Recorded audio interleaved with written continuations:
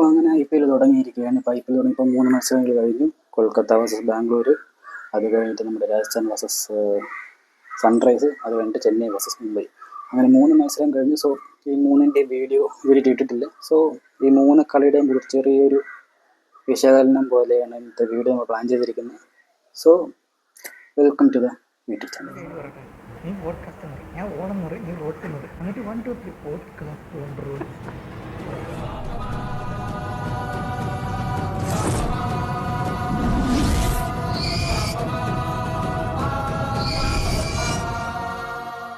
നമ്മൾ 1-2 വീഡിയോ ചെയ്തിരുന്നു. ഷോർട്സ് ആയിട്ട് ഇട്ടിരുന്ന ടീമിൻ്റെ സ്ക്വാഡ് പറയാൻ വേണ്ടിയിട്ട് ഇപ്പോൾ 2 ഷോർട്സ് ഇട്ടിരുന്നു. ഇന്നലെ ഒരു ഷോർട്സും കൂടി ഇടേണ്ടതായിരുന്നു, പക്ഷേ കുറച്ച് പ്രശ്നങ്ങളുണ്ടായിരുന്നു. സമയത്തിൻ്റെ നല്ലത് തന്നെ കുറച്ച് ടെക്നിക്കൽ ഇഷ്യൂസ് ഉണ്ടായിരുന്നുകൊണ്ട് ആ വീഡിയോ ഇട്ടിട്ടില്ല. അതെന്തായാലും ഇന്ന് തന്നെ വരുമെന്ന് പ്രതീക്ഷിക്കാം.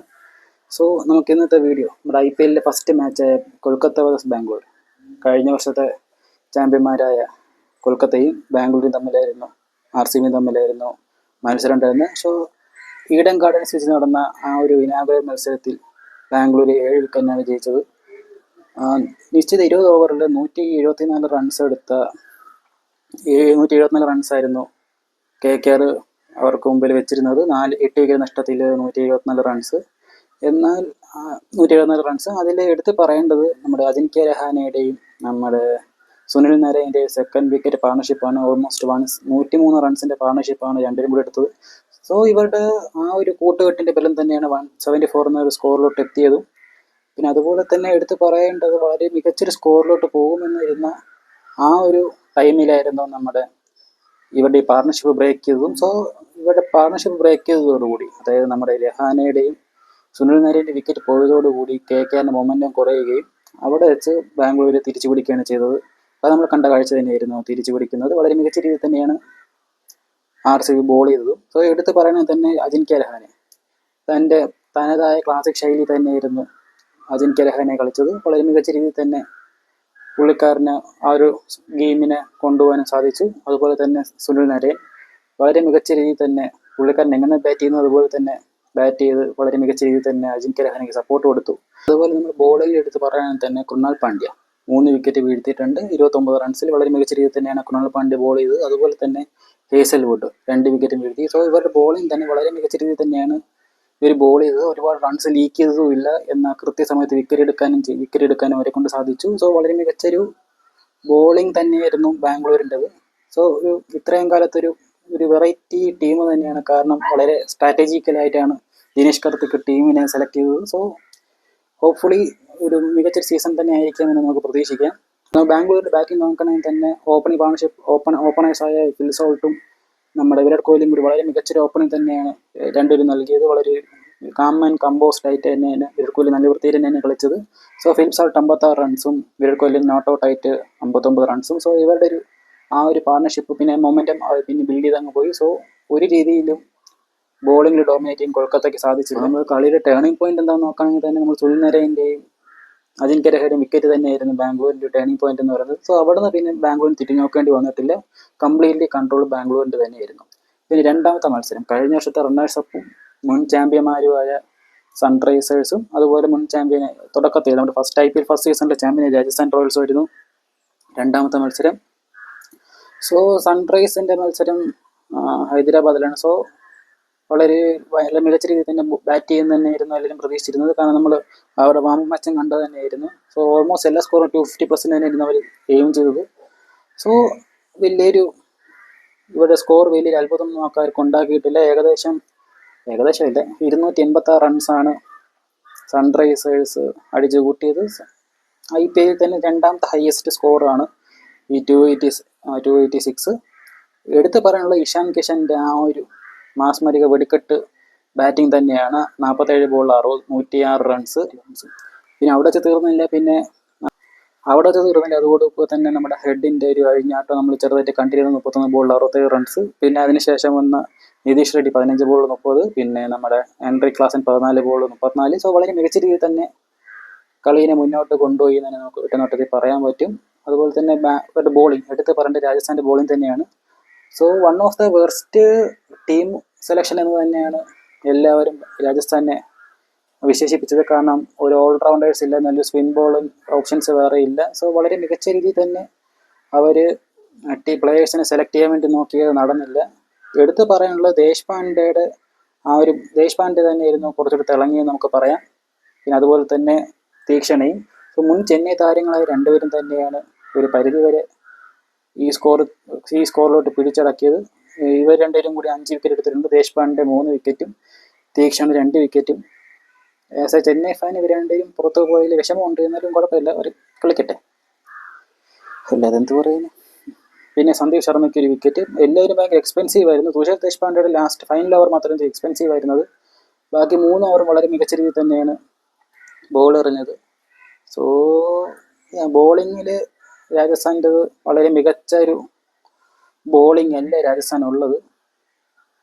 പിന്നെ ബാറ്റിങ്ങിൻ്റെ കാര്യം പറയുകയാണെങ്കിൽ ബോളിങ്ങിൽ എന്തായിരുന്നു പ്രശ്നം അത് തന്നെയാണ് ബാറ്റിങ്ങിലും പ്രശ്നം. ബോളേഴ്സ് വിക്കറ്റ് എടുക്കാൻ താല്പര്യം കാണിക്കുന്നില്ല, റണ്ണ് കൊടുക്കാനാണ് താല്പര്യം. ബാറ്റ്സ്മാൻ നേരെ തിരിച്ചാണ്, വിക്കറ്റ് കളയാനാണ് ഭയങ്കര താല്പര്യം കാണിക്കുന്നത്, റൺസ് സ്കോർ ചെയ്യാനല്ല. പിന്നെ എടുത്ത് പറയാനുള്ളത് ജോഫ്രെ ആർച്ചറാണ്. എടുത്ത് പറയാതിരിക്കുക, ജോഫ്രെ ആർച്ചറിൻ്റെ ആ ഒരു 4 ഓവർ 76 റൺസ് വളരെ എക്സ്പെൻസീവ് ആയിട്ടൊരു ഓവർ തന്നെയായിരുന്നു. IPL ഹിസ്റ്ററിയിൽ തന്നെ ഏറ്റവും കൂടുതൽ റൺസ് വിട്ടുകൊടുത്ത ഒരു പ്ലെയർ, ഒരു ഇന്നിങ്സ് തന്നെയായിരുന്നു ജോഫ്രെ ആർച്ചറിൻ്റെത്. 4 over 76 runs. സോ ഒരു ദയദാക്ഷിണ്യം കാണിച്ചില്ല എന്ന് വേണമെങ്കിൽ തന്നെ നമുക്ക് പറയാം. സൺറൈസേഴ്സ് യാതൊരു ദയദാക്ഷിണ്യം കാണിയത് പട്ടിയടി അടിക്കുക എന്ന് കേട്ടിട്ടേ ഉള്ളൂ. അതുപോലെ തന്നെയാണ്, സ്ഥിരം കാണുന്നതാണ്, അതുകൊണ്ട് വലിയ അതിശയമില്ല. പിന്നെ മറുപടി ബാറ്റിങ്ങിന് രാജസ്ഥാൻ പ്രതീക്ഷ പോലെ തന്നെ സംഭവിച്ചില്ല. 44 റൺസിനാണ് ഒരു തോറ്റത്. നമ്മൾ എടുത്തു പറയുകയാണെങ്കിൽ തന്നെ നമ്മുടെ സഞ്ജു സാംസണും ധ്രുവ് ജൂറലും ഇവരുടെ ഒരു 100 റൺ പാർട്ണർഷിപ്പ് തന്നെയാണ് കളി ഒരു മികച്ച രീതിയിൽ എത്തിച്ചത്. ഇവരുടെ 2 വിക്കറ്റ് പോയതോടുകൂടി കളി കംപ്ലീറ്റ്ലി സൺറൈസിൻ്റെ കയ്യിലായി. പക്ഷേ ഒരു കുറച്ച് നേരം കൂടി രണ്ടുപേരും കൂടി കളിച്ചിരുന്നെങ്കിൽ മേ ബി കുറച്ചുകൂടി ഒരു വലിയൊരു സ്കോർ കുറച്ചുകൂടി എടുക്കാൻ പറ്റും. ജയിക്കുമോ എന്ന് എനിക്ക് ഉറപ്പിച്ച് പറയാൻ പറ്റില്ല. കുറച്ചുകൂടി സ്കോർ ചെയ്യാൻ പറ്റുമായിരുന്നു. റൺസ് സ്കോർ ചെയ്യാൻ പറ്റുമായിരുന്നു. ഇപ്പോൾ നമുക്ക് നോക്കുകയാണെങ്കിൽ തന്നെ സഞ്ജു സാംസൺ 66 റൺസും ധ്രുവ് ജൂറൽ 70 റൺസുമാണ് എടുത്തത്. അതിനുശേഷം വന്ന ഹെറ്റ്മയറും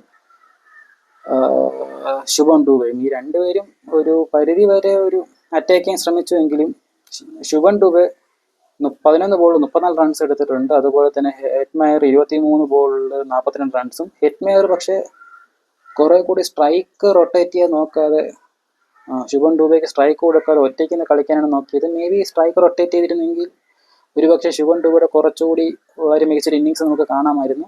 ഇതും മികച്ച ഇന്നിങ്സ് തന്നെയാണ്, ഇതിലും മികച്ചൊരു ഇന്നിങ്സ് നമുക്ക് കാണാമായിരുന്നു എന്ന് എനിക്ക് തോന്നിയിട്ടുണ്ടായിരുന്നു. സോ കഴിഞ്ഞത് കഴിഞ്ഞു. സോ ഇനി അടുത്ത മത്സരത്തിൽ നന്നായി കളിക്കട്ടെ എന്ന് നമുക്ക് നോക്കാം. പിന്നെ വരുന്നതാണ് ചെന്നൈ മുംബൈ മത്സരം. ഒരു ഒട്ടുനോക്കിയ മത്സരം തന്നെയാണ് ചെന്നൈ മുംബൈ മത്സരം. കഴിഞ്ഞ 12 വർഷത്തിലും നോക്കുകയാണെങ്കിൽ തന്നെ കഴിഞ്ഞ 12 വർഷത്തിൽ മുംബൈ ഒരു കളിയും ഫസ്റ്റ് മത്സരം ജയിച്ചിട്ടില്ല. സോ ആ ഒരു ചരിത്രം മാറ്റാൻ വേണ്ടിയിട്ടാണ് ഇന്ന് ചെന്നൈയുടെ മണ്ണിൽ മുംബൈ ഇറങ്ങിയത്.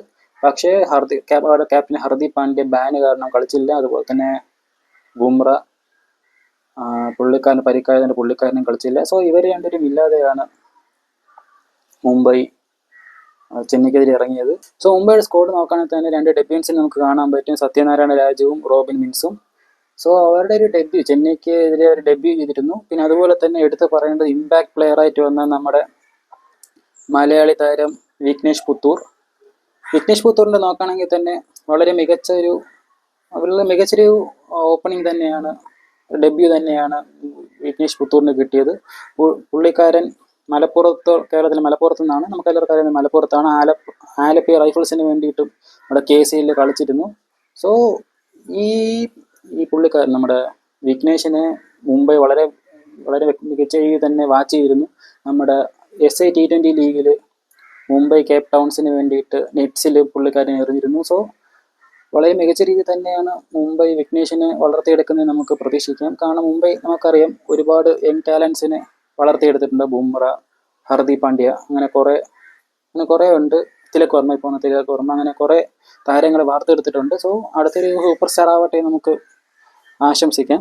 ബാറ്റിംഗ് നഷ്ടപ്പെട്ട് ടോസ് നഷ്ടപ്പെട്ട് ബാറ്റിങ്ങിന് ഇറങ്ങിയ മുംബൈക്ക് പ്രതീക്ഷ പോലെ ഒരു ഓപ്പണിംഗ് കൊടുക്കാൻ സാധിച്ചില്ല. തുടക്കത്തിൽ തന്നെ രോഹിത് ശർമ്മ ഡക്കിന് ഔട്ടാവുകയാണ് ചെയ്തത്, 4 ball 0 runs. So as an Indian cricket fan നമ്മൾ ആഗ്രഹിക്കാത്തൊരു കാഴ്ച തന്നെയായിരുന്നു രോഹിത് ശർമ്മ ഡക്കിന് ഔട്ടാവുക എന്നുള്ളത്. സോ ഇതിൽ ആക്ച്വലി രോഹിത് ശർമ്മ എന്ന് പറയുന്നത് ഒരു IPL കാണുന്ന ഒരു ഒരു വെക്കേഷൻ പോലെ അല്ലെങ്കിൽ നെറ്റ്സ് പ്രാക്ടീസ് സെഷൻ പോലെയാണ് എങ്ങനെയൊക്കെ അടിച്ച് ഔട്ടാവാം എന്ന് പഠിച്ചിട്ട് അങ്ങനെ ഔട്ടാവാതെ ഇൻ്റർനാഷണൽ കളിയിൽ ഇതിന് തിരുത്താൻ വേണ്ടിയിട്ട് ഒരു ക്യാമ്പയിൻ പോലെ ഒരു നെറ്റ് സെഷൻ പോലെയാണ് ഇത്. ഇങ്ങനെ അടിച്ചാൽ ഔട്ടാവുമെന്ന് മനസ്സിലാക്കിയ അദ്ദേഹം കഴിഞ്ഞ സീസണിൽ അതുപോലെ തന്നെയായിരുന്നു. വളരെ ഇന്നോവേറ്റീവ് ഷോട്ട്സ് ട്രൈ ചെയ്യുകയും അതിൽ വിക്കറ്റ് പോകുകയാണെങ്കിൽ ആ ഷോട്ട്സ് തിരുത്തിയിട്ട് പിന്നെ അതിനെ കുറച്ചുകൂടി മാറ്റി വരച്ചിട്ട് ഇൻ്റർനാഷണൽ ക്രിക്കറ്റ് ഇന്ത്യക്ക് വേണ്ടിയിട്ട് വളരെ മികച്ച രീതിയിൽ കളിക്കുക എന്നുള്ള സ്ട്രാറ്റജിയിലായിരുന്നു രോഹിത് ശർമ്മ പോയിരുന്നത്.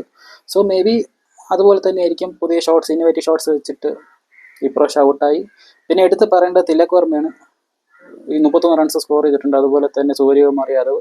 സോ ഇവരുടെ രണ്ടുപേരുടെയും ഓവർ തന്നെ ഒരു 140 അടുത്ത് എത്തേണ്ടിയിരുന്ന 140 ആ ഒരു റേഞ്ചിൽ എത്തേണ്ടിയിരുന്ന സ്കോറിനെ ദീപക് ചഹർ, വീണ്ടും മുൻ CSK താരമായ ദീപക് ചഹറിൻ്റെ 15 ബോൾ 28 റൺസ് ഈ 155 എന്ന് പറഞ്ഞൊരു ഭേദപ്പെട്ടൊരു സ്കോറിലോട്ട് എത്തി. ചെന്നൈയിൽ 155 എന്ന് പറയുന്നൊരു വളരെ മികച്ച സ്കോറല്ല. ഒരു 160 170 ഒക്കെ ആണെങ്കിൽ അത് വളരെ മികച്ചൊരു സ്കോർ തന്നെയാണ് ചെന്നൈയിൽ. പക്ഷേ ഒരു 150 എന്ന് പറയുമ്പോൾ ഏകദേശം ഒരു ജസ്റ്റ് പാർ സ്കോറാണ്. ബട്ട് വേണമെങ്കിൽ ഡിഫെൻഡ് ചെയ്യാൻ പറ്റുന്ന ഒരു സ്കോർ തന്നെയായിരുന്നു അത്. സോ ആ ഒരു വിശ്വാസത്തിൽ തന്നെയായിരുന്നു മുംബൈ വന്നത്. അതുപോലെ നമ്മൾ ചെന്നൈയുടെ ബോളിംഗ് നോക്കുകയാണെങ്കിൽ തന്നെ നൂർ അഹമ്മദ് 4 വിക്കറ്റ് വീഴ്ത്തിയിട്ടുണ്ട്. ഖലീൽ അഹമ്മദ് 3 വിക്കറ്റ് വീഴ്ത്തിയിട്ടുണ്ട്. സോ ഇവർ രണ്ടുപേരും വളരെ മികച്ച ബോളിംഗ് തന്നെയാണ് നമ്മൾ കഴിഞ്ഞ കളിയിൽ കണ്ടത്. ചെന്നൈയുടെ ബാറ്റിംഗ് നോക്കുകയാണെങ്കിൽ തന്നെ തുടക്കത്തിൽ തന്നെ രാഹുൽ ത്രിപാഠിയുടെ വിക്കറ്റ് പോയി. പക്ഷേ അത് വിക്കറ്റ് എടുത്തത് ദീപക് ചഹർ തന്നെയാണ്. സോ അവിടെ വെച്ച് പതറാതെ രചിൻ രവീന്ദ്രയും ഗേക്കോതും കൂടി വളരെ മികച്ചൊരു പാർട്ണർഷിപ്പ് ബിൽഡ് ചെയ്തു. ഏകദേശം 67 റൺസിൻ്റെ പാർട്ണർഷിപ്പ് അവർ ബിൽഡ് ചെയ്തു. വളരെ മികച്ച രീതിയിൽ തന്നെയാണ് ഇരുവരും ബാറ്റ് ചെയ്ത്. നോക്കാൻ ഗേക്വാദ് 26 ബോൾ 53 റൺസാണ് എടുത്തിട്ടുള്ളത്. അതുപോലെ രചിൻ രവീന്ദ്ര 45 ബോളിൽ 65 റൺസ് നോട്ട് ഔട്ടാണ് പുള്ളി നിന്നത്. അതുപോലെ നമ്മുടെ രവീന്ദ്ര ജഡേജ 17 റൺസ്. സോ വളരെ ഇവർ രണ്ടുപേരും ഇന്നിങ്സ് തന്നെയാണ് വളരെ അനായാസമായിട്ട് സ്കോർ ചേസ് ചെയ്യാൻ പറ്റിയത്. പക്ഷേ എടുത്ത് പറയേണ്ടത് ഏറ്റവും വലിയ ത്രെട്ടായിട്ട് വന്നത് ഇമ്പാക്ട് പ്ലെയർ ആയിട്ട് വന്ന വിഘ്നേഷ് പുത്തൂറാണ്. പുള്ളിക്കാരൻ 3 വിക്കറ്റ് വീഴ്ത്തി. അതും ഗേക്വാദിൻ്റെ, ശിവൻ ഡൂബയുടെ, ദീപക് ഹൂഡയുടെ വളരെ 3 മികച്ച ബാറ്റേഴ്സിൻ്റെ വിക്കറ്റ് തന്നെയാണ് പുള്ളിക്കാരൻ വിഘ്നേഷ് പുത്തൂർ എടുത്തിട്ടുള്ളത്. സോ വളരെ ഒരു മികച്ച ഡെബ്യൂ തന്നെയായിരുന്നു പുള്ളിക്കാരൻ്റേത്. സോ പുള്ളിക്കാരൻ്റെ ഫൈനൽ ഓവർ മാത്രമാണ് കുറച്ച് എക്സ്പെൻസീവ് ആയിരുന്നത്. ബാക്കിയെല്ലാം വെൽ കൺട്രോൾഡ് ആയിരുന്നു. പിന്നെ അതുപോലെ തന്നെ ഞാൻ ശ്രദ്ധിച്ച വേറൊരു കാര്യമാണ്, ബാക്കി സ്പിൻ ബോളേഴ്സ് എല്ലാം ഒരു 90+ എറിയാൻ ശ്രമിച്ചപ്പോൾ വിഘ്നേഷ് പുത്തൂർ തൻ്റെ സ്ഥിരം സ്റ്റൈലായിട്ടുള്ള 80-85 ആ റേഞ്ചിൻ്റെ അകത്താണ് എറിഞ്ഞത്. സ്ലോ ബോൾ ആയിരുന്നു. സോ വളരെ ഒരു ഹാർഡ് ഹിറ്റിങ്ങിലായിട്ട് ശ്രമിച്ചപ്പോഴാണ് 3 പേരും ഔട്ടായത്. സോ വളരെ മികച്ച വളരെ ബ്രില്യൻ്റ് ആയിട്ട് തന്നെയാണ് പുള്ളിക്കാരൻ ബോൾ എറിഞ്ഞത്. അത് പറയാനായിട്ടൊന്നുമില്ല, വളരെ മികച്ച ബോളിംഗ് തന്നെയായിരുന്നു പുള്ളിക്കാരൻ്റെത്. പിന്നെ സൂര്യകുമാർ യാദവ്, എനിക്ക് എന്താണ് നമ്മുടെ സ്കൈ ഉദ്ദേശിച്ചതെന്ന് എനിക്കിപ്പോഴും മനസ്സിലായിട്ടില്ല. എന്തുകൊണ്ട് വിഘ്നേഷ് പുത്തൂറിന് ഓവർ കൊടുക്കാതെ പകരം നമൻവീറിന് ആ ഒരു ഓവർ കൊടുത്തതെന്ന് എനിക്കിപ്പോഴും മനസ്സിലായിട്ടില്ല. ആ ഒരു റിതം അവിടെ വെച്ച് ബ്രേക്കായി. മേ ബി സംതിങ് പുള്ളിക്കാരൻ പ്ലാൻ ചെയ്തിട്ടുണ്ടോ? ചിലപ്പോൾ ഒരു വിക്കറ്റ് വേഗം വീഴ്ത്തിയിട്ട് ധോണി വരുമ്പോൾ മേ ബി ധോണിക്കെതിരെ വയ്ക്കാൻ പറ്റുന്ന വജ്രായുധം തന്നെയായിരിക്കാം. പക്ഷേ അൺഫോർച്ചുനേറ്റ്ലി അത് നടന്നില്ല. സോ അങ്ങനെ സ്കോറ് വളരെ മികച്ച രീതിയിൽ തന്നെ ആ ഒരു ചേസ് ചെയ്തു. 5 ബോൾ ബാക്കി നിൽക്കുകയാണ് ചെന്നൈ കളി ജയിച്ചത്. സോ ഈ മത്സരം മുംബൈ മത്സരം ചെന്നൈ 4 വിക്കറ്റിനാണ് ജയിച്ചത്. സോ വളരെ മികച്ച രീതിയിൽ തന്നെയാണ് ചെന്നൈ ബാറ്റ് ചെയ്തത്. അത് വളരെ കമ്പോസ്ഡ് ആയിട്ട് തന്നെ ബാറ്റ് ചെയ്തു. അതുപോലെ തന്നെ മുംബൈയിൽ നോക്കുകയാണെങ്കിൽ അടുത്ത കളി എനിക്ക് ഹർദിക് പാണ്ഡ്യ ഉണ്ടാവും. സോ ടീം കുറച്ചുകൂടി സെറ്റ് ആവാൻ സാധ്യതയുണ്ട്. സോ വരുന്ന മത്സരം എങ്ങനെയാണെന്ന് നമുക്ക് പിന്നെയും നോക്കാം. ഇന്നത്തെ മത്സരം എന്ന് പറയുന്നത് ഡൽഹി വേഴ്സസ് ലക്നൗ ആണ്. വളരെ മികച്ചൊരു ഇൻട്രസ്റ്റിംഗ് മാച്ച് തന്നെയാണ്. കാരണം ലക്നൗയിൽ ഉണ്ടായിരുന്ന പലരും ഇപ്പോൾ ഡൽഹിയിലുണ്ട്. ഡൽഹിയിലുള്ള പലരും ഇപ്പോൾ തിരിച്ച് ലക്നൗവിലും ഉണ്ട്. സോ വളരെ മികച്ച രീതിയിൽ തന്നെ കാണേണ്ട ഒരു കളി തന്നെയാണിത്. സോ എന്താണെന്നുള്ളത് നമുക്ക് കളി കാണാൻ നോക്കാം. സോ ഇത്രയുള്ള ഇന്നത്തെ വീഡിയോ. മറ്റൊരു വീഡിയോ നമുക്ക് വീണ്ടും കാണാം. അതൊരു ബൈ.